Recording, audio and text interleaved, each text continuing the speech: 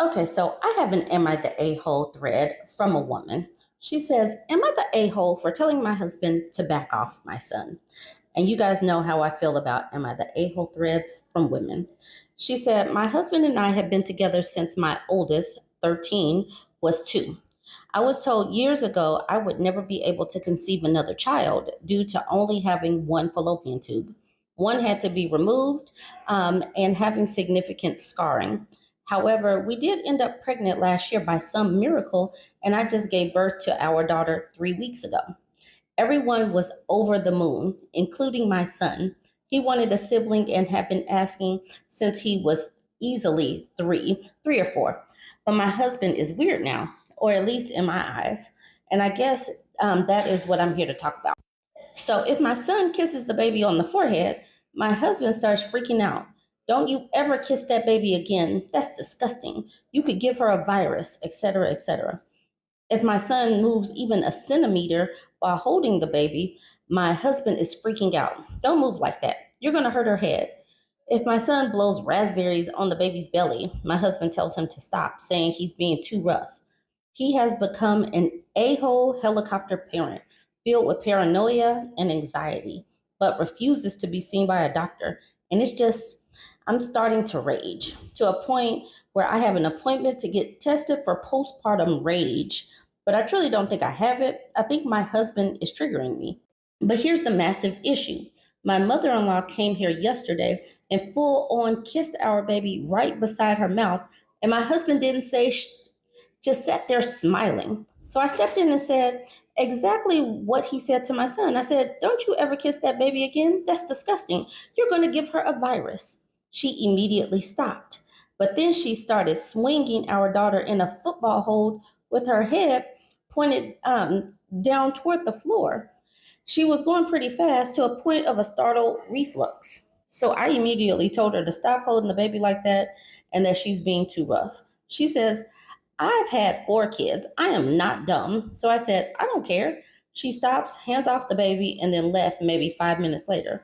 My husband asked why I'm being such an a-hole to his mom. So I said, Why are you being such an a-hole to my son? He asked what I meant and asked for examples. So I gave him the side-by-side comparison examples to his mother versus my son. He shakes his head and said, I'm making up. I know for a fact I'm not making anything up at all. I've spoken to him before about getting on my son's case, and I've said plainly to back off my son, or I'm going to treat all his family members the same way he's treating my son due to his paranoia, and it will make it so no one comes around anymore. He says, I'm taking too far, that kids have germs and are more rough and clumsy.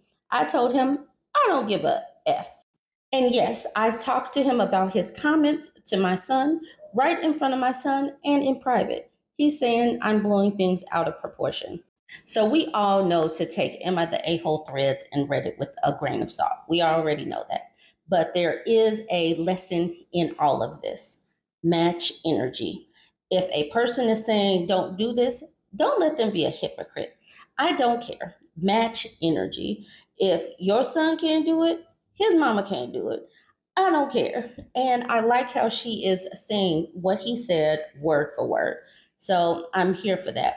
But then again, it's just like at some point, dude is going to have to simmer down because kids do play with other kids and he's acting kind of weird. But let's get into some of these comments. Beach in Life says, Your mother in law was swinging a 3-week-old around like a football, and your idiot husband thinks kids are rough. Tell him he hasn't seen out of proportion yet. I'm not Lindsay says, plus she has an actual history and is kissing the baby almost on its mouth. When the 13-year-old, who presumably does not have a history, is just kissing her on the forehead. She actually could have given that baby something. Lia Elizabeth says, in fact, the stepson lives in the same house. He doesn't need to kiss the baby to spread disease. Just being around the baby and breathing is enough. But when you see your son every day, you know very soon if and when he's sick. On the other hand, who the F knows where Granny's been and what the F she stuck her face in? Jovette Hunter says, My kid's doctor told me that not using the same drinking utensils and eating utensils utensils to prevent the spread of germs in a home was pointless, that anyone who lives in the house has family germs. Fine ad says definitely a thing. I remember in college, everyone coming back from different corners of the country and entering a dorm. Almost everyone had something, some little cold or whatever within the first month. And then things are fine. Everyone brought back their own special recipe of germs back to school with them until everyone acclimated. It was a mess. This person says, not even just in college, happens on a grander scale in elementary school. This person says, you should seek counseling and you should leave your husband's place if he won't stop talking ridiculously. Even after more than 10 years of parenting, sadly, many men forget about their stepchildren and substitute their own children for them, particularly when the children in question are male teenagers. The stepdads become all giddy with testosterone and start acting like silverbacks, vying for the throne against a fresh challenger. From the boy's point of view, they don't appear to realize that they are just a parent who has suddenly turned into a bully. I had no idea about this. That's the reason why I wanted to do that comment. And like I said, with all of these Am I the A-hole threads, you take it with a grain of salt. But there is always still some learning lessons in the comment section. So jump in the comments. Let me know what you think about this one. Don't forget to like, comment, and share. So this post was sent to me from the Christian marriage subreddit. She says, how to submit to my husband when we disagree on topics. She says, hi, I'm looking for some practical advice from married couples. My boyfriend is a very loving, intelligent Christian man dedicated to his faith. He's also a strong Republican. I'm also very dedicated to my faith and want to follow what the Bible says in all matters, but I'm more of a moderate and apolitical. I have seen politics hurt and divide so many people, and frankly, I want nothing to do with politics. When we talk about raising a family in the future, he would like to raise kids to be Republican and would like to instill Republican values. A good chunk, I agree, are biblical. This makes me a little nervous as I don't think politics needs to be instilled in children, and I'd rather focus on core shared values and setting the foundation of Christian beliefs. But I would also want to make sure I'm submitting to his leadership in our family. How do I do that if I strongly disagree with what he wants to do? Is there room to submit but also compromise? Thanks. I do not believe that, and obviously I am not a Christian. I'm not a Christian. But if people are this strong in their beliefs and they are on opposite ends of the spectrum, it is challenging to come to some kind of consensus, especially with a Republican Christian, because those men are going to. Okay, sorry. So my mic died. So hopefully you guys can still hear me. But what I was saying is when you get yourself a Republican man, we already know how they feel about submission and feminism and assertive women and these gender roles. This is what I have seen time and time again. So with someone who is already talking about disagreeing, I don't think that you can disagree with these people. I don't think that that is how it works. But you guys can weigh in on that. I do want to see what these Christians say in this Christian marriage subreddit. Okay, so Tossaway says raising kids with a political agenda is just weird. Raise them with a biblical worldview. This person says, and there's the rub. That sounds good, but it doesn't say much because there's a million different ideas about what constitutes a biblical worldview outside of the very broadest strokes of love thy neighbor as thyself. And there's even different ideas about what that even means. In any case, this is definitely a tricky needle to thread because our ideas regarding politics so often come from our moral views, which are informed by our religious beliefs. Tossaway says, need to know what a biblical worldview is? Read your Bible. Banana Jojo says, well, black Christians who strongly identify with their faith overwhelmingly vote Democrat due to the social justice aspect. take care of the poor, widow, orphan, welcome the stranger, and base this on their biblical worldview. And evangelicals focus on the moralistic biblical view against LGBTQ and to vote pro-life and vote Republican. It isn't unfair to say that one side loves God less or isn't basing their vote on their biblical interpretation. The issue is every person interprets this differently and decides for themselves which issue is most important. I have read the Bible cover to cover many times and would argue that both sides have some stuff that they get right and some stuff they get wrong. And as the Republican platform moves farther away from its moral stance, no longer anti-gay marriage, much more moderate on abortion, I think it'll get even more gray for those trying to vote based on a biblical view. This person says, I think the point the OP was making is don't focus on politics when raising your children, but rather focus on raising children to have a biblical worldview.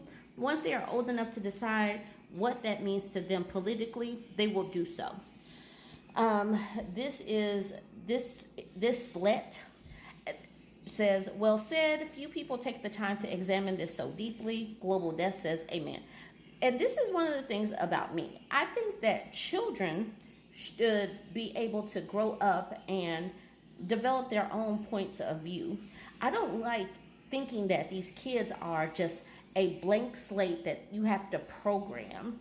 These people do not allow children to have the bandwidth to be their own person. They just think that they come out being carbon copies of themselves and just will take on their belief system. And I don't think that that is fair to the children. When do these children actually get to have free will? So I'm going to end it with this person, Beneficial Lake. Why not raise them to be Jesus followers and with a biblical worldview rather than with a political worldview? My dad is more conservative and my mom is more in the middle. They raised us to be Jesus followers and without the talk of politics other than necessary ones for children to learn about, and with us children until we were older and talked about it with them. Even with that, they didn't push us to believe a certain thing, but to believe Christ.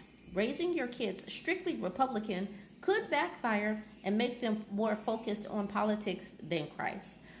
And y'all, like I already said, I'm not Christian, but I think that this is a fair worldview to have, to raise them based on your values, but still allow them to have the bandwidth to be themselves and to grow into the people that they want to grow into.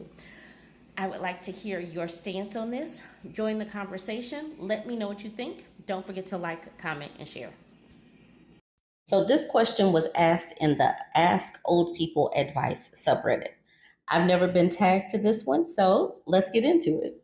He says, when is the best time to tell someone you are dating that you live with your parents? When is the best time to tell someone you are dating that you live with your parents? He says, after therapy today, I realized I was quite happy without pursuing any friendships or any relationships in my life right now. I am completely comfortable just dating, having fun with my dates, and hopefully having X with some of my dates. The issue I have, though, is that I live with my parents. I realize for many women, this is a bit of a hang-up. I guess this question is mostly for women, but men are more than free to answer, and any and all responses will be appreciated. My question is, when might be the best time to tell someone I'm dating that I live with my parents? Is this something I should reveal on a first date, or should I give it several dates and see how things are going before I let her know? For context, I'm just looking to casually date and have fun with the people I'm dating. I'm not looking for anything serious. I'm totally fine with being completely upfront with this aspect as well. If anyone is also curious, I'm also a 37-year-old male and live in the mid-Atlantic region of the US. So I am certainly past the age where it is expected or there's a strong likelihood of me still living with my parents. Thank you all so much. Y'all, I was tagged in this, and I'm sure that I was tagged in this so that I can give it the side eye. Um, I don't. I'm pretty sure the women in my network will probably be side eyeing this as well. because you're 37 and you're living with your parents.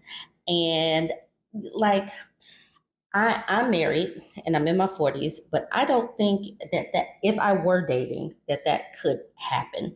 Like, I don't think that could happen, but I don't know. Maybe it could happen for someone like you, but I would probably want to know on a first date. So I can be like, especially since this person is just looking for something casual, AKA, he's just trying to get some snacks. But that's what I think. If you're 37 and you're still talking like this, like I'm just looking to have fun and that kind of thing, that wouldn't be for a person like me if I were dating, because I don't just, have fun like that. I don't. I didn't when I was dating or single. But you guys might feel a little bit different. So go ahead and wait.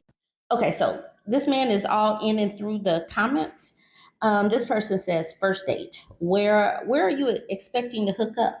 This will probably be a deal breaker. The OP says, thank you for your answer. To be fair, I'm still able to host, so that's not an issue for me. Although I understand for a lot of women that would be an issue. And this person says, look, I'll be honest with you. You don't sound like you have much to offer. 37, living with mom and dad, and you only want smecks. And you have to have smecks at mom and dad's house. How many women do you think will go for that? I am not thinking a lot. Diane says, I wonder if OP gets many takers. It would be a hard no for me. I live alone and would take offense to just being a booty call for someone. And then the OP says, I would certainly hope to have fun with someone. I'm looking for someone to go on dates with. Hell, maybe even a vacation with. Who knows? But yes, there would be no chance of a serious relationship developing. Disastrous Invite says, may I ask why there would be no chance of a serious relationship happening? You're willing to go away with someone, share a hotel room, spend about a week with the person. There's obviously a reason you don't want something more. Will you share why? So here's his explanation. He says, I am not sure I feel love and affection the way other people do. I am autistic. And the more I think about it, the more I think love and a long term relationship are not for me. I love spending time and hanging out with women. I obviously enjoy smecks, but when it comes to deep love, I just don't feel or experience those emotions. It has taken me a long time to come to this conclusion, but I think I can live with it. I feel I know who I am and what I'm looking for. I have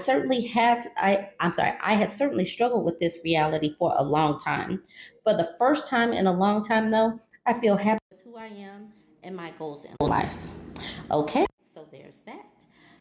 You guys go ahead and weigh in with your thoughts on this one. It would be a hard no for me, but are you thinking the same thing? Go ahead and weigh in.